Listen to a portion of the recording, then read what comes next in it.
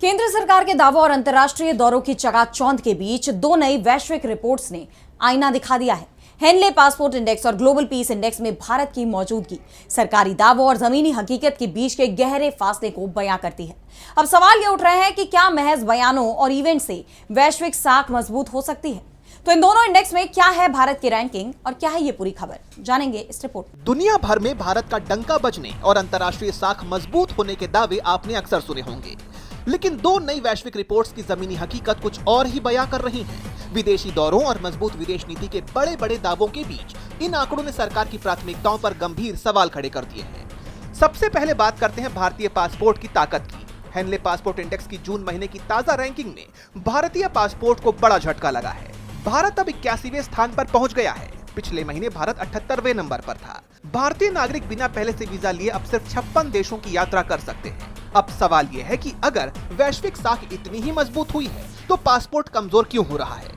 जरा दुनिया से तुलना करके देखिए। लिस्ट में सिंगापुर 192 देशों के साथ टॉप पर है, जापान, साउथ कोरिया और यूएई 188 देशों के साथ दूसरे नंबर पर है और मलेशिया 7वें नंबर पर है। हालांकि पाकिस्तान 101वें और अफगानिस्तान सबसे नीचे है। लेकिन क्या भारत की तुलना सिर्फ इनसे होनी चाहिए?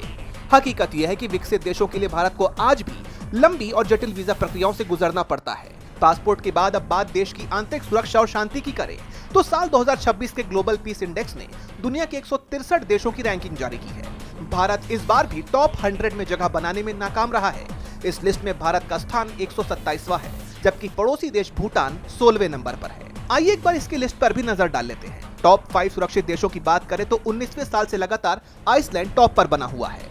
उसके बाद है न्यूजीलैंड, फिर तीसरे नंबर पर स्विट्जरलैंड, चौथे पर स्लोवेनिया और 5वें पर आयरलैंड। अमेरिका 134वें, ईरान 144वें और पाकिस्तान 192वें पायदान पर है। रूस को सीरिया और अफगानिस्तान से भी नीचे रखा गया है। इस रिपोर्ट के मुताबिक साल 2026 में हिंसक संघर्षों के कारण पूरी दुनिया में शांति का स्तर 0.7% गिरा है, जिसमें दक्षिण एशिया की स्थिति सबसे ज्यादा खराब हुई है। कुल मिलाकर ये दोनों रिपोर्ट्स साफ इशारा करती हैं कि महज विदेशी दौरों, इवेंट्स या बयानों से अंतर्राष्ट्रीय साख नहीं बनती।